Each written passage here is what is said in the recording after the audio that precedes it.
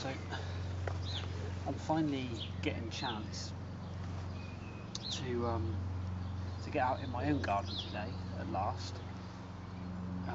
We bought this place in January, and to be honest, I haven't had any chance really to spend time in the borders or do anything here, because it's been so hectic with work and other projects going on here which are a bit more important. So this is the first time that I've been able to get out in here, and I wanted to get out today because there's quite an important job that you need to do in the garden at this sort of time, which is to wage war on your forget-me-nots. Now, as you will see from the border I have here, there is an abundance, an absolute abundance of forget-me-nots, and lovely as they are, I don't want this many. And when you've got this many, it's kind of a sign that they've been allowed to set seed in previous years, and then you get the problem like this where there's just so many of the damn things. So now's the time to get in and get them out. They're very easy to grab out.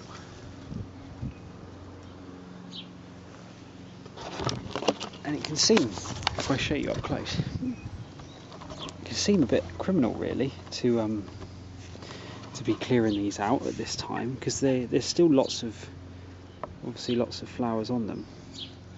But what you will find is all of these down here and all of these along there, going right away along all of that.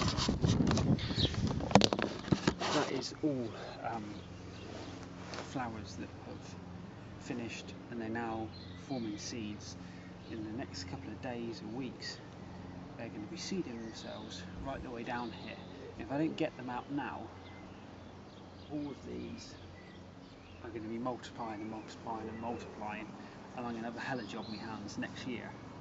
So with forget-me-nots, enjoy them while they're here, but when they're starting to go over, be ruthless, get them out, make space for something else, and you'll save yourself a lot of time in the long run.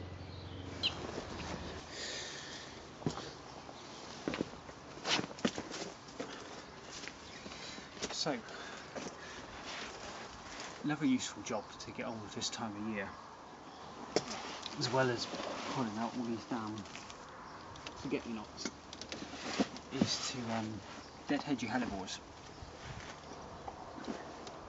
That's a job that's going to save you a lot of time at a later date. And you're going to deadhead them now if you've got them in a border like here, where you want to keep it just as one plant. It will benefit you from deadheading them now. If you've got a big space, like a sort of shady semi-woodland area, and you want to let them spread, then don't bother. But hellebores do have a tendency to seed everywhere. And if you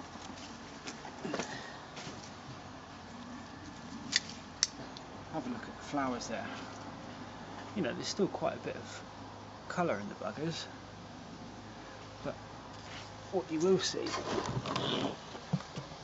is that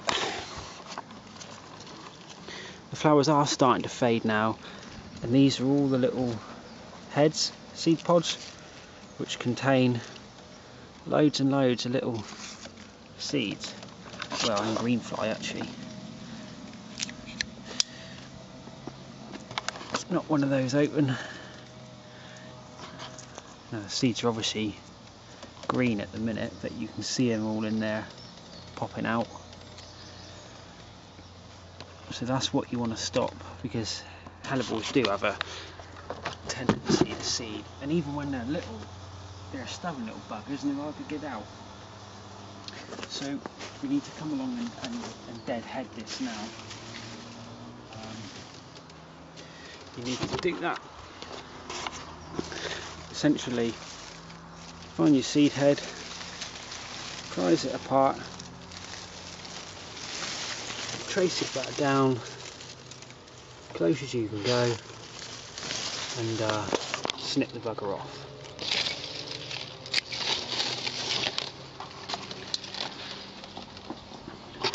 And that's literally what you're going to do right the way round the plant. Just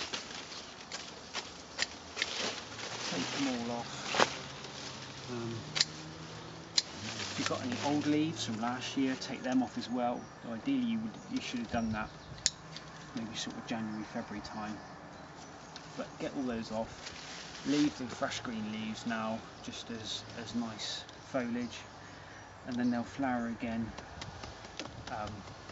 sort of this time next year, really, March, April. But you haven't then got the problem of multiple little seeds to deal with. So that's another good job this time.